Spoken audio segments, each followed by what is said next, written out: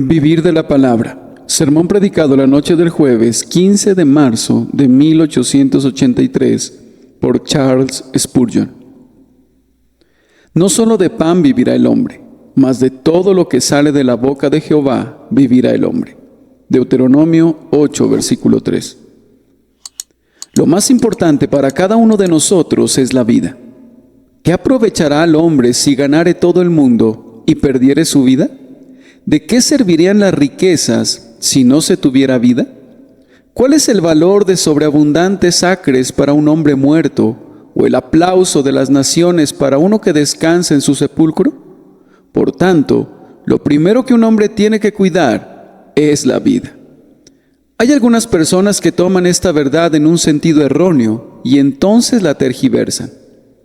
Afirman, tenemos que vivir, aunque en el sentido en que lo dicen, no existe tal necesidad en absoluto. Que tengamos que continuar viviendo aquí no está claro para nada. Sería mucho mejor para nosotros morir que vivir gracias a pecar. Los mártires han preferido sufrir las más terribles muertes antes que deshonrar, ni siquiera por una sola palabra, el nombre de Jesús.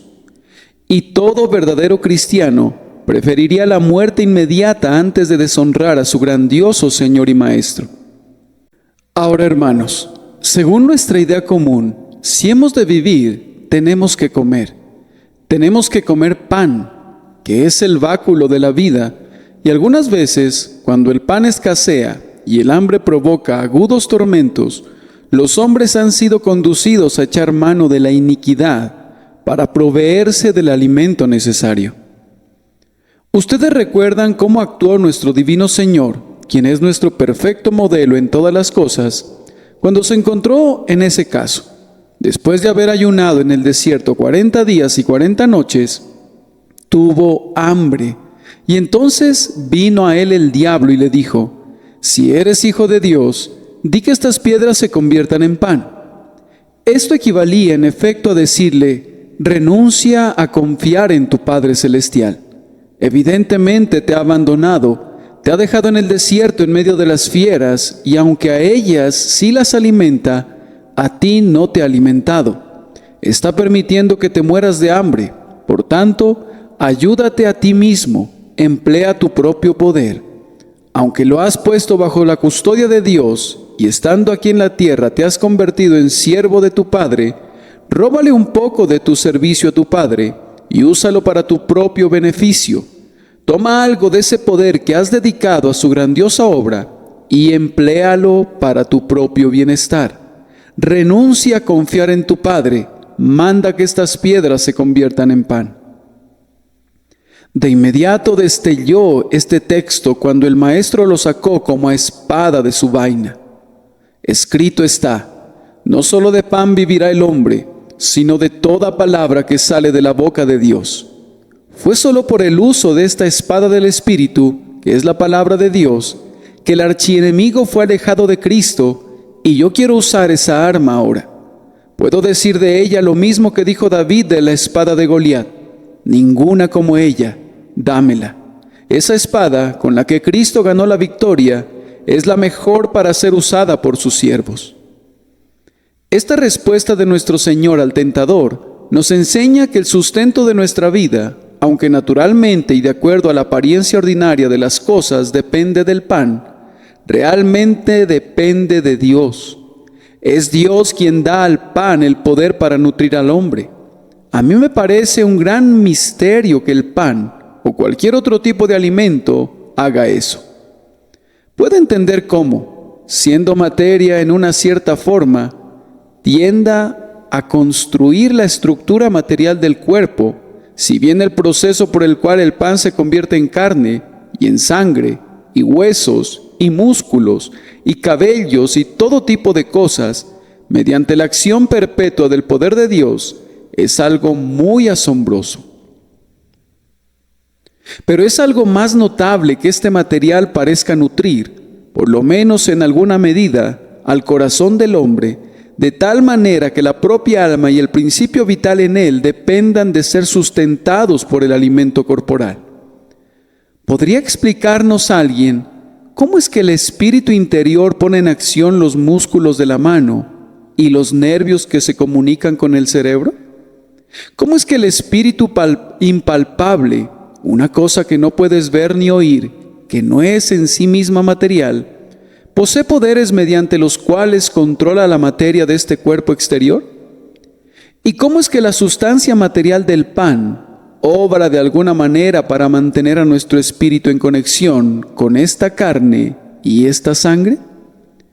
Yo no puedo explicar este misterio, pero creo que es un continuo milagro obrado por Dios. Frecuentemente me dicen que los milagros han cesado.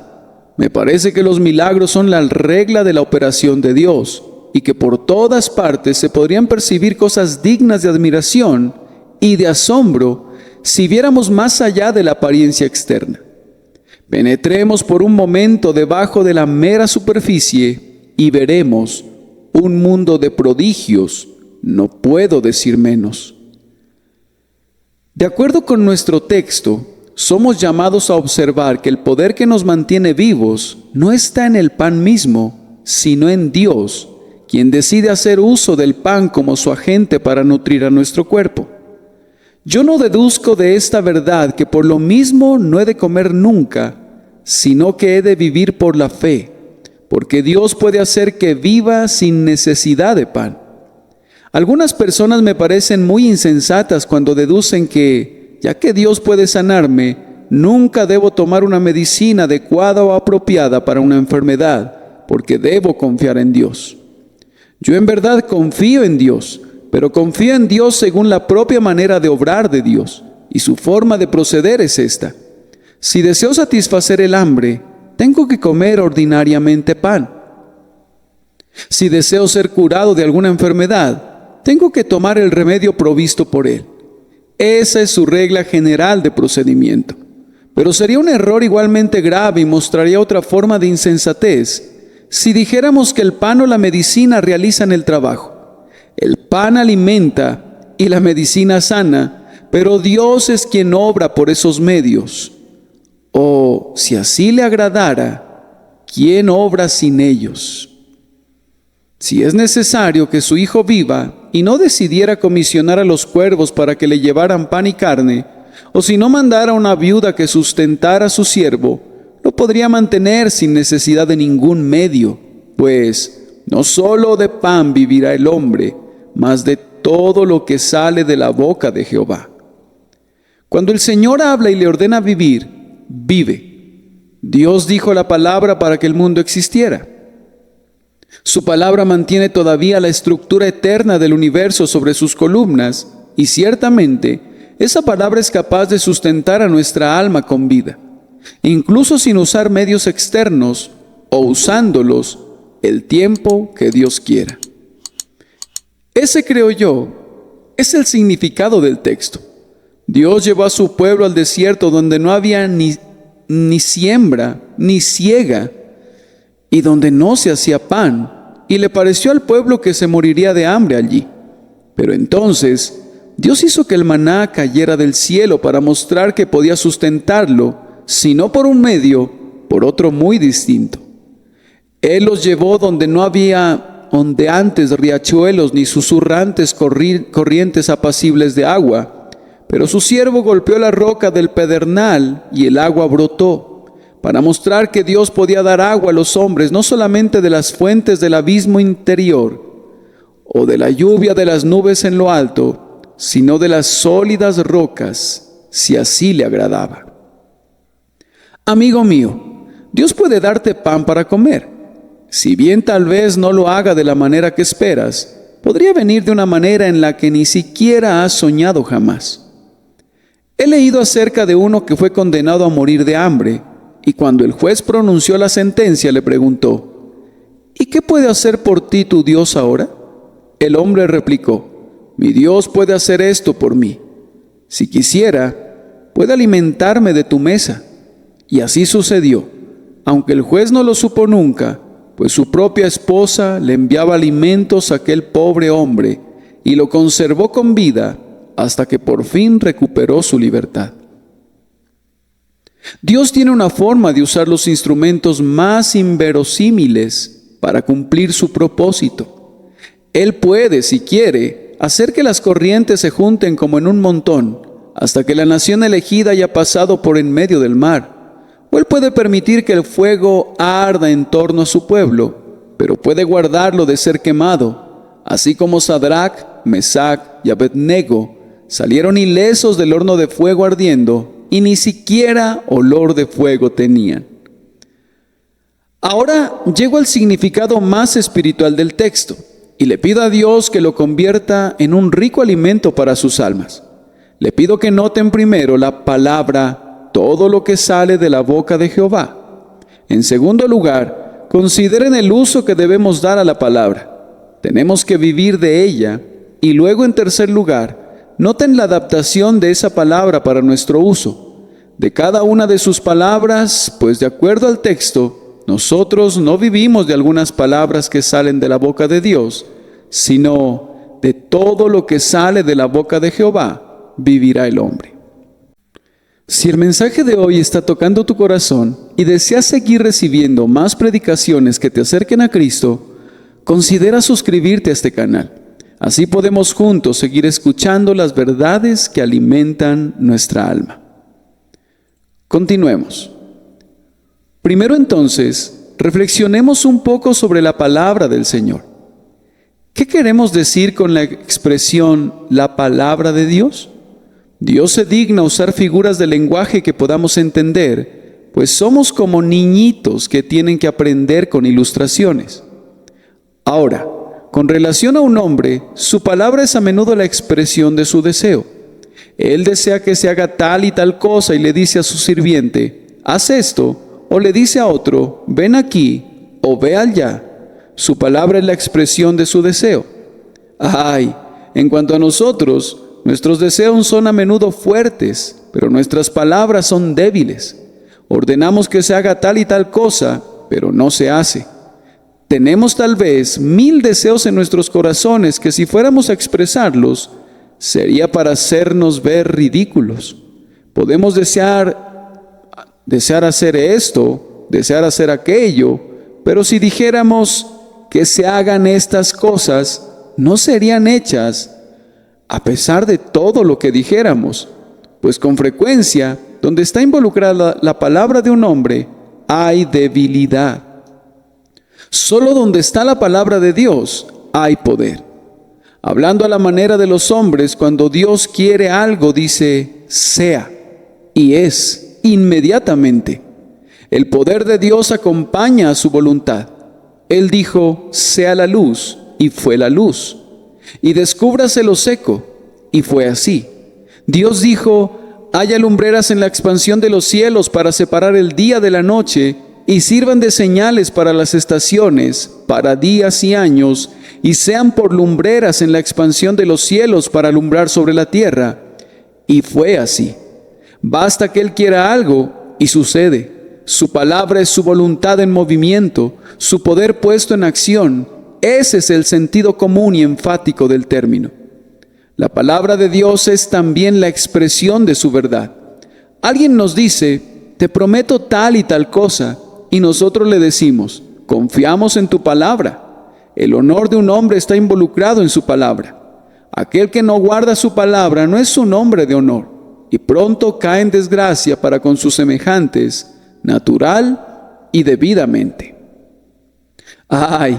Las palabras de los hombres son solo débiles. No solo eso, sino son volubles y falsas a menudo. Pero la palabra de Dios es la promesa de alguien que sabe lo que está diciendo, que es capaz de hacer lo que promete y que no cambiará nunca, ni nunca será falso. De tal manera que, si vemos su palabra como la expresión de su verdad, vemos su fidelidad y sobre estas dos cosas, el poder que guarda la promesa y la voluntad que es fiel para guardarla, podemos descansar con gozo y confianza. Además, si un hombre es un hombre auténtico, su palabra es una revelación de sí mismo. Uno de los antiguos le dijo a un muchacho muy hermoso y joven, cuando le hubo mirado, habla muchacho, pues entonces puedo verte. Y con frecuencia, cuando una persona habla, vemos mucho más de su carácter que cuando la vemos simplemente a ella. Hay muchas lindas caras que han sido admiradas debido a su apariencia, pero cuando la lengua no muy bonita de su dueño comienza a parlotear, el amor se queda desconcertado sin poder encontrar algún motivo de admiración. Hay algunas personas que hablan de tal manera que cuando vemos su interior, se ven tan repugnantes que anulan su atractiva apariencia. Pero un hombre auténtico se revela por sus palabras. Es por esto que el Señor Jesucristo es llamado la palabra de Dios. Jesucristo es Dios hablando. Dios piensa lo que dice y los pensamientos de Dios son encarnados en la persona, obra, vida y muerte de Jesucristo, su amado Hijo. Con toda reverencia decimos que Dios nunca habría podido revelarse más plenamente de cualquier otra manera que dando a su Hijo unigénito para que todo aquel que en Él cree no se pierda, mas tenga vida eterna. Bien hizo en cantar el Dr. Watts: la naturaleza permanece como un volumen abierto para esparcir por doquier la alabanza de su Hacedor, y cada labor de sus manos muestra algo digno de Dios. Pero en la gracia que rescató al hombre fulgura su más brillante forma de gloria. Aquí en la cruz está más bellamente delineada en sangre preciosa y líneas de carmín. Aquí contemplo lo más íntimo de su corazón, donde se unen extrañamente gracia y venganza, perforando a su Hijo con el dolor más agudo para hacer míos los placeres comprados. Queridos amigos, entonces vean ustedes que la expresión, la palabra de Dios, tiene un alcance muy amplio. Pero mi texto me induce a recordarles algo muy dulce. No solo de pan vivirá el hombre, mas de todo lo que sale de la boca de Jehová vivirá el hombre. Es hermoso pensar que la Escritura procede de la boca de Dios. No miren ese rollo de papiro sobre el cual está escrita y sobre el cual los críticos debaten y altercan. Ellos tropiezan casi con cada letra y con cada palabra, y así se pierden de su significado y de su espíritu. Pero en cuanto a ustedes, oren al Espíritu Santo pidiendo que la diga en su corazón como si procediera inmediatamente de la boca de Dios. Cuando Cooper contemplaba el retrato de su madre después de que, para su gran tristeza, había partido de la tierra hace mucho tiempo, exclamaba: «Oh, que esos labios pronunciaran palabras». Bien, has de considerar que esta palabra de Dios sale constantemente de nuevo de sus labios. El Espíritu Santo pone en la palabra un poder que la hace entrar directamente en tu corazón con el propio tono y majestad del Dios de gracia, el Padre de tu espíritu. Este maná cae siempre fresco del cielo. Los israelitas nunca tuvieron pan rancio en el desierto. Ellos recogían el pan de nobles, fresco cada mañana justo cuando descendía de los cielos. De la misma manera, consideren que cada pasaje de la palabra de Dios viene fresco a ustedes de parte de Dios. Consideren que su Padre Celestial lo está diciendo directamente a su corazón. Estaba leyendo en uno de los libros de Mark Guy un día un bello pensamiento que no había captado nunca antes. Él pone en boca de un hombre muy sencillo pero piadoso que está hablando acerca de su Padre Celestial palabras más o menos en este sentido: estoy muy seguro de que mi Padre me cuidará. Él no descansó nunca durante los 6 días de la creación, mientras no hubo preparado un lugar para que su Hijo viniese y viviese allí. Mientras no hubo puesto el trazo final sobre ese lugar y no tuvo la casa lista para Adán, no descansaría del todo. Y ahora mi Padre Celestial no descansará mientras no haya preparado el cielo para mí y no me haya preparado a mí para el cielo. Y Él seguramente me dará todo lo que necesito en el camino. Cuando leí eso, me llegó tan fresco como si hubiera visto escrito el 2º capítulo del libro de Génesis. No me pareció como un registro viejo y rancio, sino como un mensaje fresco y vivo procedente de la boca de Dios. en ese lugar y en ese instante. Y hay muchos amados hijos de Dios que cuando son enseñados por el Espíritu, han hecho nuevas las lecturas de los antiguos textos y, por decirlo así, cuelgan las viejas pinturas al óleo bajo una mejor luz, al punto que nos hemos preguntado al contemplarlos, ¿serán los mismos cuadros? Parecen contener una fresca belleza y una fuerza inusitada. Esto debe ser su alimento, queridos hijos de Dios, su propia palabra, tal como la tienen aquí, pero tienen que alimentarse de ella como si saliera continuamente de su propia boca. El texto dice además, de todo lo que sale de la boca de Jehová, vivirá el hombre. Queridos amigos, en lo concerniente a la doctrina de la inspiración, no estén turbados en absoluto preguntándose cómo fue inspirada la Biblia, si fue por este proceso o por aquel. A mí no me preocupa mucho cómo fue. Yo sé que es inspirada, y eso me basta. Y creo que es inspirada verbalmente. Encuentro que el apóstol Pablo esgrime un argumento de peso sobre el uso de un singular o de un plural, allí donde no dice, y a las simientes como si hablase de muchos, sino como de uno, y a tu simiente, la cual es Cristo. Encuentro que el apóstol Pedro reflexiona sobre una palabra dicha por una mujer y hace que nos enseñe una importante lección. Como Sara obedeció a Abraham llamándole Señor, y así sucesivamente. Y ustedes recordarán que no hace mucho analizamos el texto. En aquel tiempo, dice Jehová, me llamarás Ishi, y nunca más me llamarás Baali, porque quitaré de su boca los nombres de los Baales, y nunca más se mencionarán sus nombres. En el que estaba implicada una gran verdad en el uso de dos palabras que eran en cierta forma similares en significado. Yo no estoy diciendo que nuestras versiones en inglés sean más inspiradas, pues hay errores en la traducción. Pero si pudiéramos llegar al texto original tal como fue escrito al principio, no tengo miedo de decir que cada J o tilde, cada tilde de una T y cada punto de una I fueron inspiradas infaliblemente por Dios el Espíritu Santo. Yo creo en la infalibilidad y en la infinitud de la Santa Escritura.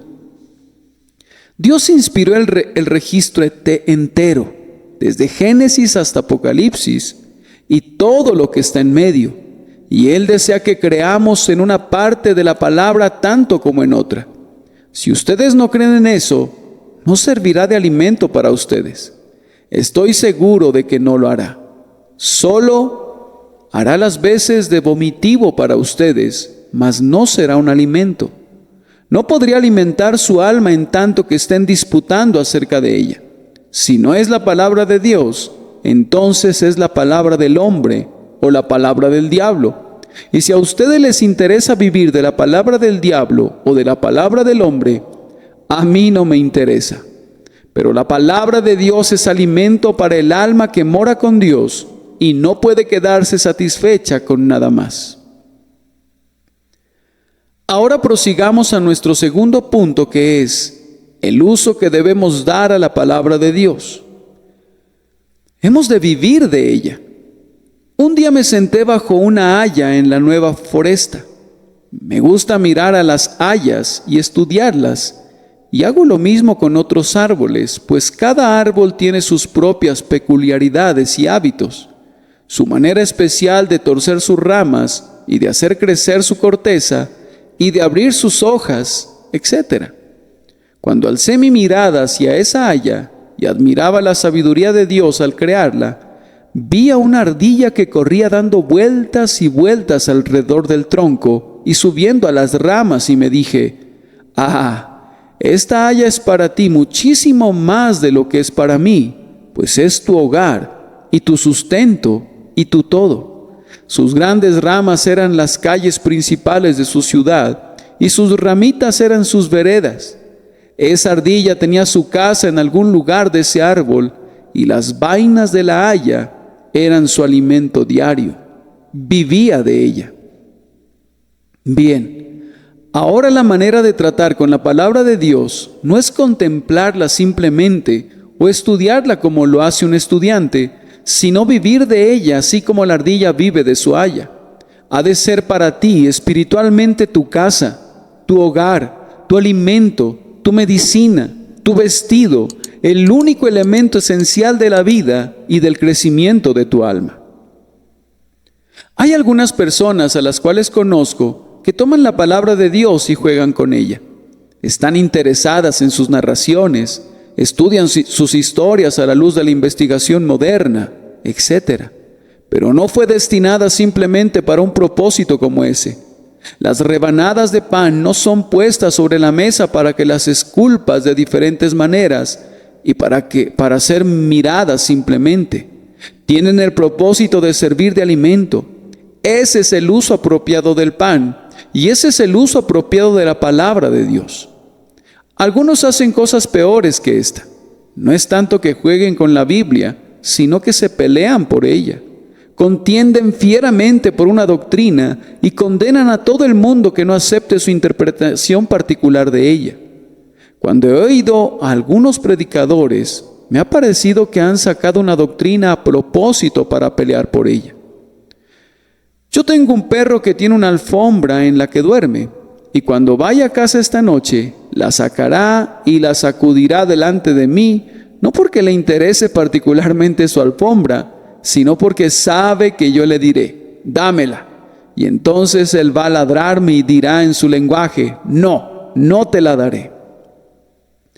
Hay algunas personas que citan las doctrinas de la gracia justo de esa manera. Puedo verlas trotando mientras sostienen en la boca la doctrina de la elección, solo para que algún hermano arminiano dispute con ellas al respecto y entonces puedan ladrarle. No actúen así, amados. El peor utensilio con el que pueden derribar a un hombre es la Biblia. Tiene por fin que vivamos de ella. No tiene por objeto ser un arma de nuestras controversias, sino nuestro diario alimento del que vivimos con regocijo. No creo que nuestras Biblias nos fueran dadas para que simplemente las empleemos como telescopios para auscultar los cielos, para tratar de descubrir qué sucederá dentro de 50 años. Estoy cansado de las profecías y especulaciones que, como regla general, terminan en nada.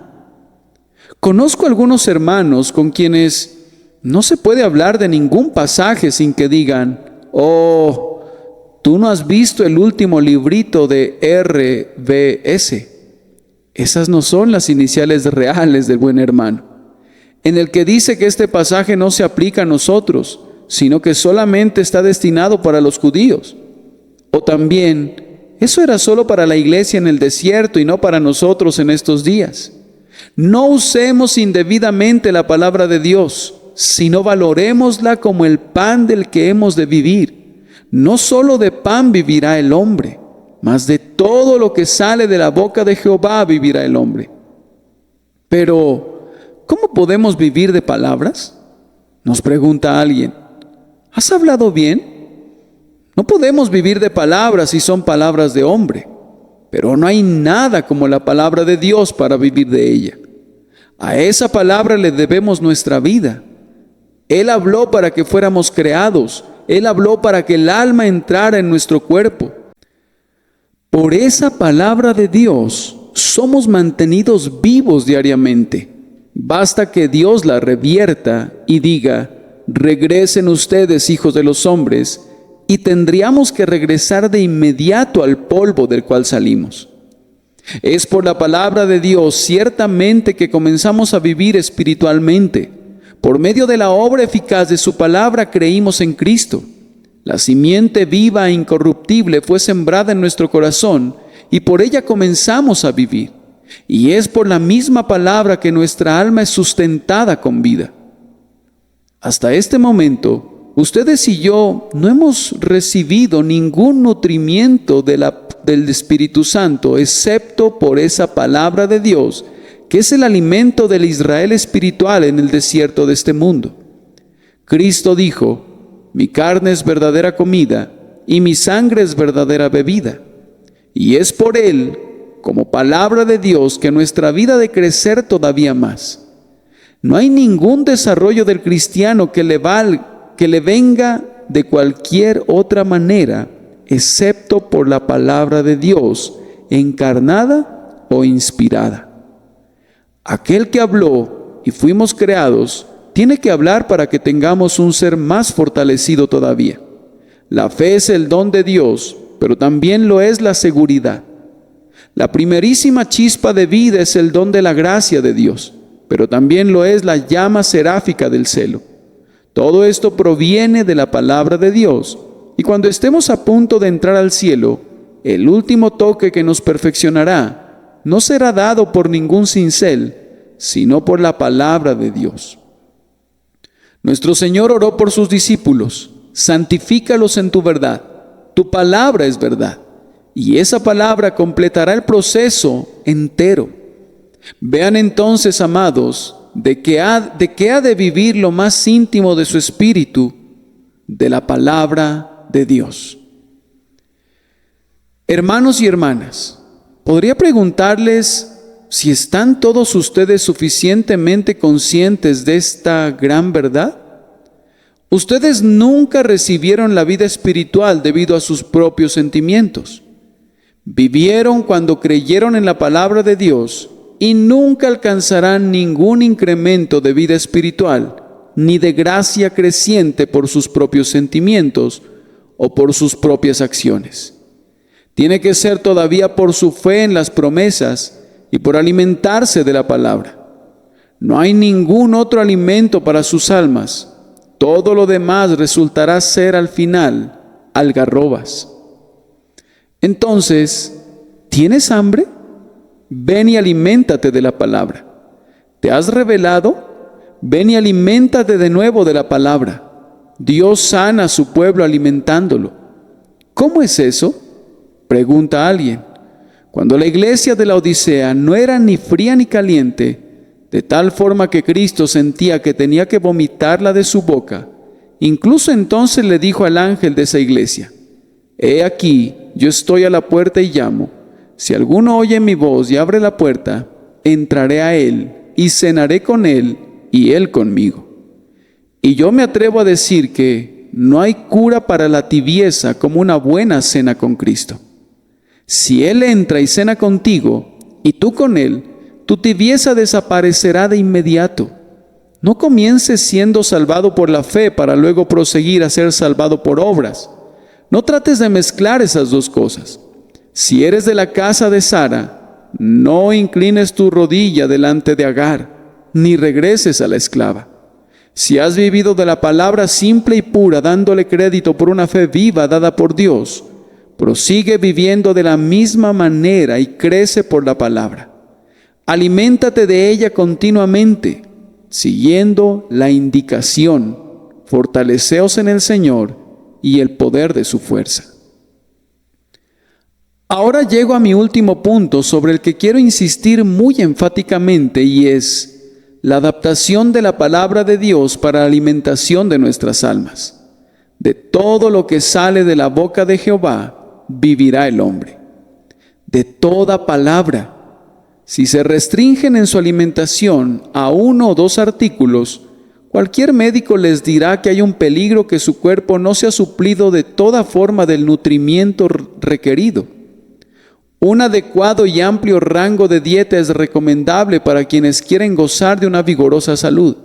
Y en las cosas espirituales, si guardan una parte de la palabra de Dios, podrían vivir de ella, pero la tendencia sería a no alcanzar la plena salud espiritual debido a la falta de algún nutrimiento de la palabra, y les habría suplido si la hubieran usado.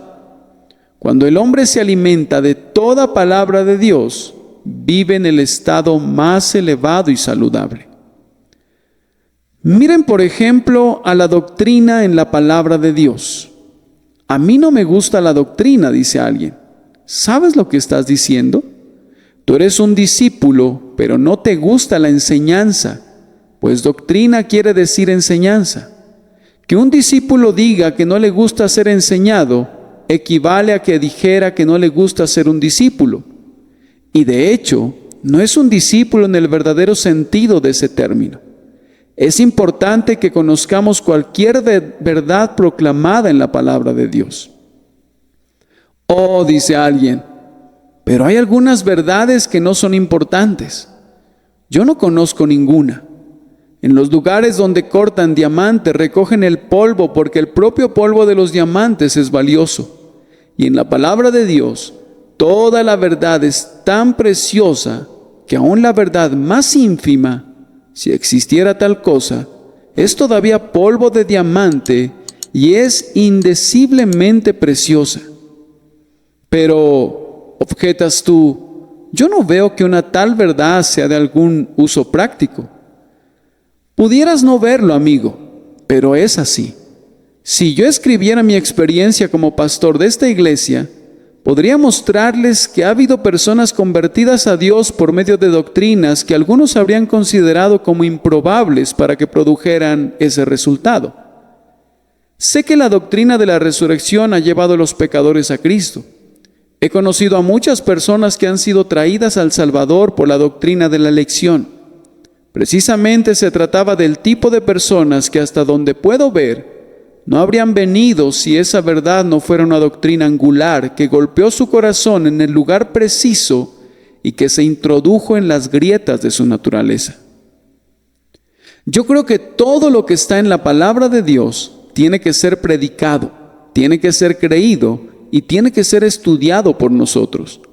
Toda doctrina es útil para un fin u otro.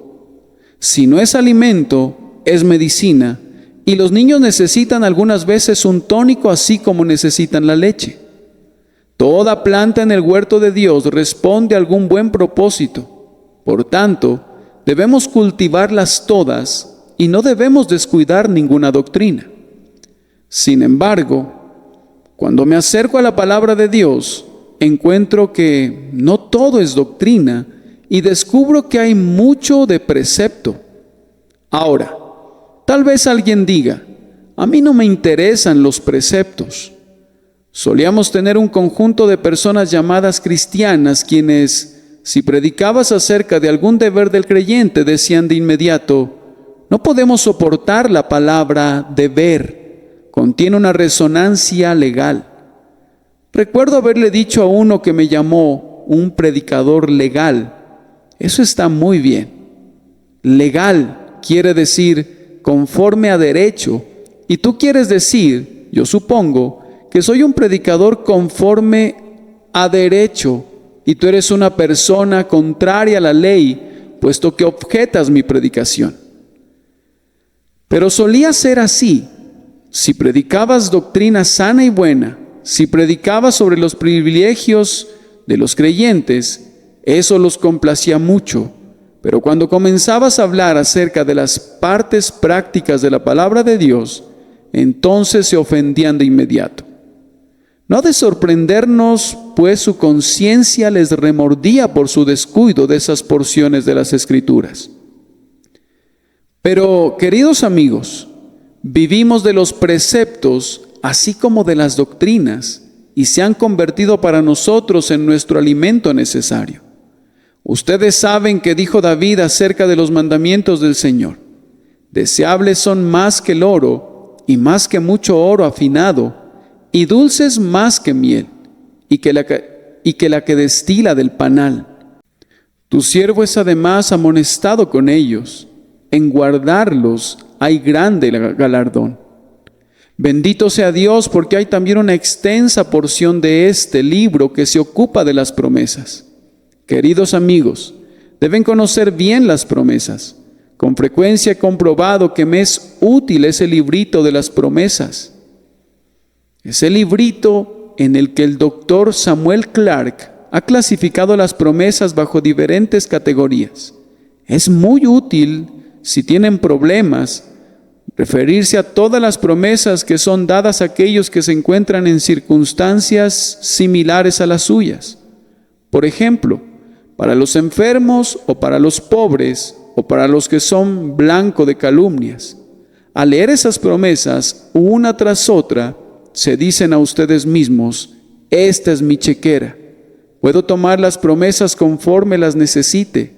firmarlas por la fe, presentarlas en el grandioso banco de la gracia y salir enriquecido con la ayuda presente en el tiempo de necesidad. Esa es la manera de usar las promesas de Dios para que ministren a la vida de nuestro espíritu. Pero queridos amigos, gran parte de la palabra de Dios está conformada por historias. Allí tienen la historia de la creación y de la caída, de Abraham y de Isaac y de Jacob y de Moisés y de los reyes y príncipes y del pueblo de Israel. Tal vez se pregunten, ¿es alimento eso? Ciertamente. Hay críticos en estos días que hablan despectivamente del Antiguo Testamento y hablan como si los evangelios constituyeran toda la palabra de Dios. Incluso consideran que las epístolas son de inferior calidad. Pero todo eso está mal.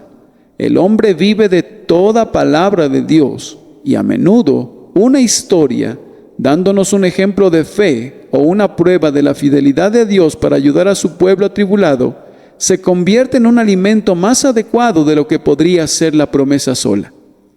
Los hombres dicen que hay más fuerza en lo concreto que en lo abstracto. Ciertamente hay más poder en algo presentado en vivo del que hay en eso mismo expresado en palabras.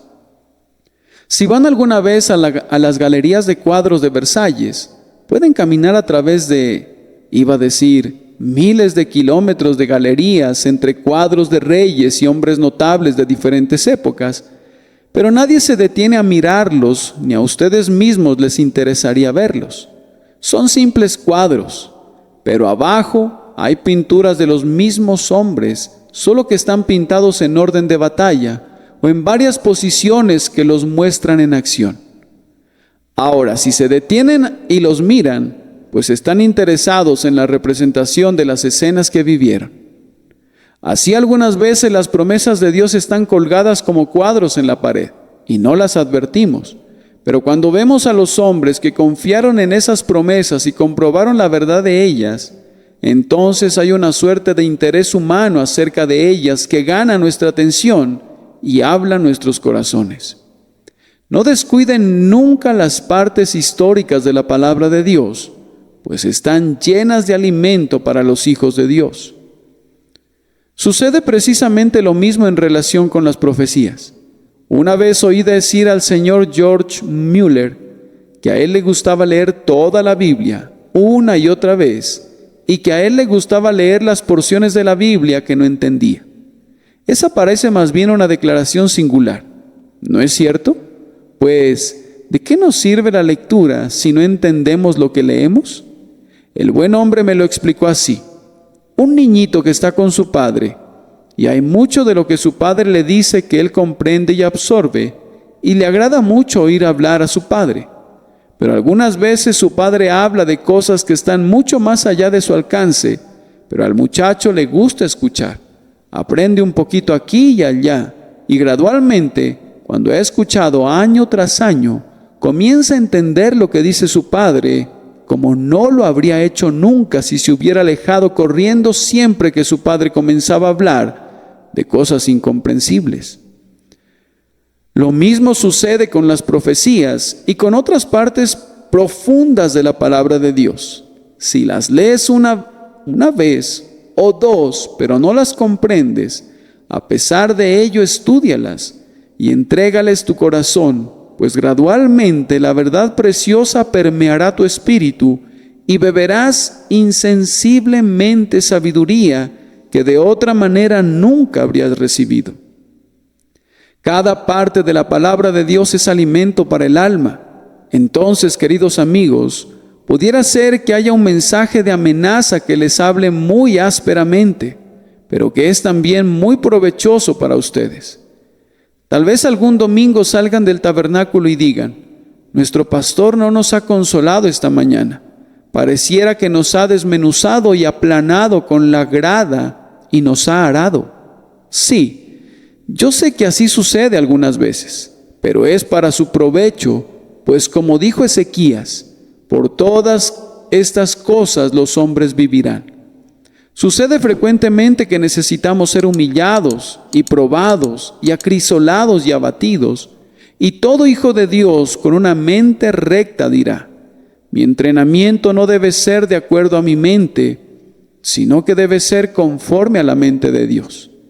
El sermón que más nos agrada pudiera no aprovecharnos de nada, mientras que el sermón que nos aflige y nos veja pudiera tal vez hacernos un servicio sumamente esencial. Cuando la palabra de Dios te escudriña al revés y al derecho, ábrele tu corazón. Deja que el viento sople a lo largo de todo tu ser, para que se lleve todo harapo y reliquia que deban ser erradicadas de ti. Hay algunas palabras de Dios que son muy breves, pero contienen un abundante alimento para el alma. Algunas veces me he quedado muy quieto al estar mirando algún texto y me he sentido como Jonatán cuando encontró la miel. No podía comer del todo, solo podía hundir mi vara en ella y probarla. Y yo quería convocarlos a todos ustedes para ver si pudieran limpiar este bosque tan cargado de dulzura. En otros momentos, de camino a casa, cuando yo mismo no he obtenido mucho durante el sermón, el maestro me ha dado un festín en el camino. Y me he reído una y otra vez del puro gozo del corazón sobre algún precioso pasaje del que una luz fresca ha brotado para animar mi espíritu y alegrarme en el Señor. Oh, guarden la palabra, hermanos míos. Guárdenla como palabra de Dios y como salida de su boca. Chúpenla e introdúzcanla en su alma. No pueden comer demasiado de ella. Aliméntense de ella de día y de noche, pues así Dios hará que vivan la vida que es verdadera vida. Si hay alguna pobre alma aquí que quiera encontrar la vida eterna, querido amigo, te pido que la busques en la palabra de Dios y solo allí. Pensé en ir a casa y orar, dice alguien. Hazlo, pero al mismo tiempo recuerda que tus oraciones son de poco valor sin la palabra de Dios. Oye primero la palabra de Dios y luego ve y dile a Dios tu propia palabra, pues es en su palabra más que en tu palabra que la salvación ha de ser encontrada. Recuerda esa grandiosa frase del libro de Éxodo donde dice Dios: veré la sangre y pasaré de vosotros. No dice cuando ustedes vean la sangre, sino cuando Él vea la sangre. Entonces, cuando Dios mira la sangre derramada y rociada de Cristo, es cuando los mira a ustedes con piedad y compasión. Mira donde Dios mira, y entonces tus ojos se encontrarán con los suyos. Si miras a Cristo y Dios mira a Cristo, entonces se encontrarán las miradas de ambos, y encontrarás gozo y paz en la fe. Dios el Padre admira a Cristo. Pobre alma, tú también admírale. Entonces habrá un punto en el que ambos estarán de acuerdo. Dios, el Padre, confía su honra y gloria a Cristo. Confía tu alma a Cristo, pues así estarán de acuerdo. Que Dios te conceda que puedas hacer eso en este instante. Recuerda solo este texto cuando prosigas tu camino. El que cree en el Hijo tiene vida eterna. Que Dios nos conceda que cada uno de ustedes tengan esa vida eterna por Cristo nuestro Señor. Amén.